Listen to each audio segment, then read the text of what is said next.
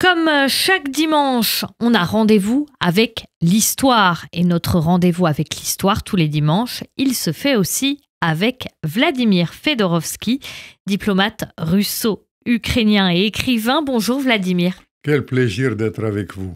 Plaisir partagé et je rappelle votre livre, votre dernier livre paru et à paraître aux éditions Ballant, Dialogue d'outre-tombe, Staline-Poutine.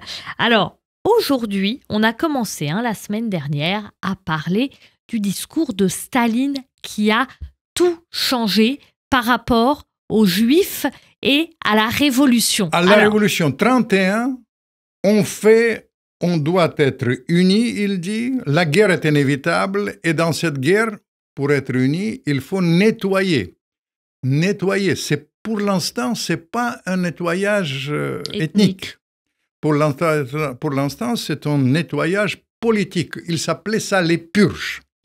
Et il dit que c'est absolument inévitable parce qu'il y a beaucoup d'ennemis qui nous entourent et surtout, il y a deux concepts qui s'affrontent. Pour triompher dans la lutte contre Hitler, il faut miser sur le socialisme dans un seul pays. Disait Staline, socialisme dans un seul pays, ça voulait dire que la Russie devait devenir la phare, disons, de l'évolution mondiale et pas la révolution mondiale. Oui, on inverse oui. les choses. Le but de Trotsky, de Lénine, de toute la compagnie au début de la Révolution, c'est universalisme. Internationalisme. Cette fois-ci, il convoque ses deux collaborateurs, c'était Kirov et c'était aussi Zhdanov, et ils écrivent, les principaux éléments de l'histoire, du manuel de l'histoire. C'est le moment, est-ce qu'on peut dire que c'est le moment où le socialisme devient, en quelque sorte, nationaliste? C'est de plus en plus social, oui, en quelque sorte, mais vous savez, ça va porter au pinacle quand même je vais vous raconter ça pendant la Deuxième Guerre mondiale, ce sera porté comme ça. Et ça, c'est une ambiguïté. Je dois vous dire que pour l'instant, ce n'est pas du tout orienté contre les Juifs. Oui. C'est orienté contre la vieille garde léniniste qui a été marquée par la Révolution mondiale, qui s'en foutait. Vous connaissez la phrase de Trotsky qui disait que je suis prêt à brûler la Russie dans l'incendie de la Révolution mondiale. C'est-à-dire la Russie, c'est juste un moyen, pas le but. Oui. Ça devient complètement le but. C'est-à-dire, on commence à construire ce que nous connaissons maintenant, pour être franc.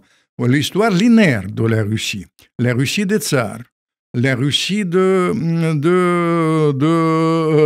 Staline et maintenant la Russie de Poutine.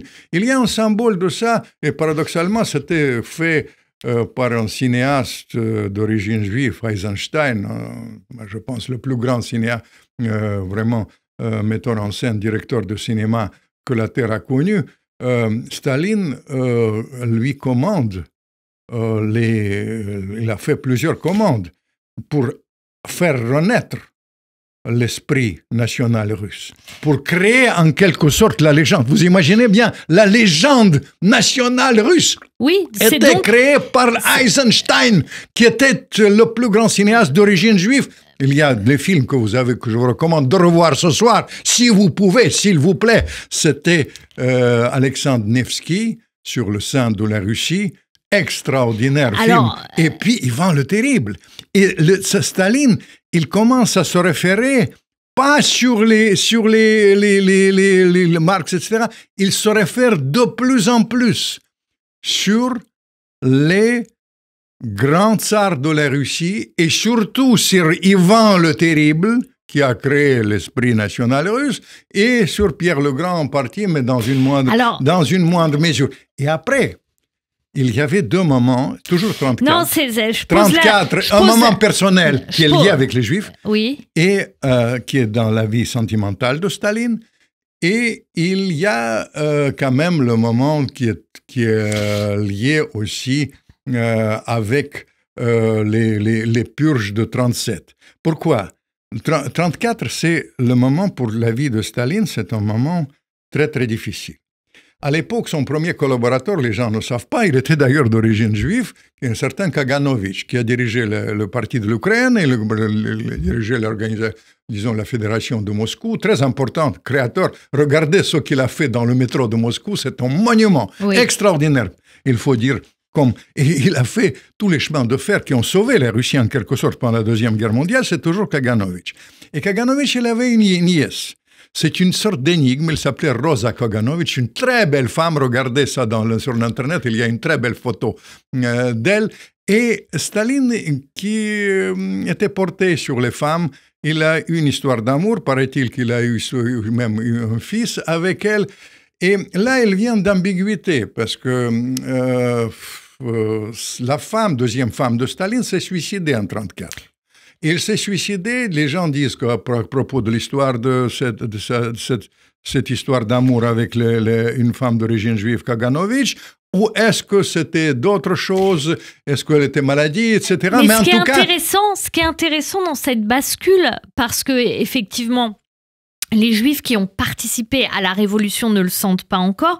Mais tout à l'heure, si je vous ai demandé si ce basculement vers le nationalisme, que vous m'avez d'ailleurs confirmé, signait en quelque sorte la mort programmée de la judéité ou des Juifs, entre guillemets, bien sûr, aucune comparaison avec le nazisme, c'est d'un ordre totalement différent, mais c'est qu'il y a, bien sûr, dans la tête de tout le monde, cette époque où on traite les Juifs de cosmopolites sans racines, et ça semble paradoxal. Ça, c'est beaucoup plus tard. Mais ça commence, vous avez raison, ça commence à ce moment-là, mais là, il y a une ambiguïté. C'est quand même, il ne faut pas oublier, je vous ai parlé de Kaganovich, de cette histoire d'amour de Staline avec sa nièce, mais c'est même pas ça, c'est pas le truc sentimental. Il y a beaucoup de collaborateurs de Staline. Vous savez, son secrétaire, rédacteur en chef de Pravda, Mechlis, Politiquement, ça bascule. Mais il y a une chose qu'il faut comprendre, que quand même, après, il prend une décision qui était une décision réfléchie. Jusqu'à l'heure actuelle, il y a dans le livre, je raconte ça en détail, parce que c'est les épisodes vraiment shakespeariens. Les purges de Moscou, etc., comment ça s'est passé, qui porte la grande responsabilité, etc. Ça, c'est les choses comme ça. Ce qui est sûr que Staline, il a décidé de faire l'unité et il a décidé pratiquement de liquider l'ancienne garde léniniste. Et l'unité, elle passe par liquidation de l'ancienne garde léniniste. L'ancienne garde, c'est-à-dire les révolutionnaires emblématiques, mais je vous ai raconté, ils ont été en grande majorité des Juifs. Par conséquent, mais il fait beaucoup d'attention parce que, à l'époque, il ne faut pas oublier que les nazis sont déjà arrivés, comme a prédit Staline. Ils sont déjà arrivés au pouvoir, nazis commencent à persécuter la persécution juive, et il faut dire que le bras armé de Staline, qui était l'internationale communiste, vous ne pouvez pas imaginer, il y a que les Juifs. Gramsci est juif, etc. On continue, on en parlait. C'est-à-dire, il fait beaucoup d'attention qu'on soit ça pas perçu, et c'est pas perçu comme ça. Mais de toute manière, l'élément nationaliste est bien là. On en reparle la semaine prochaine avec vous. Vladimir Fedorovski, diplomate russo-ukrainien et écrivain. Votre dernier livre à paraître, paru aux éditions Ballant, dialogue d'outre-tombe Staline-Poutine. À la semaine prochaine.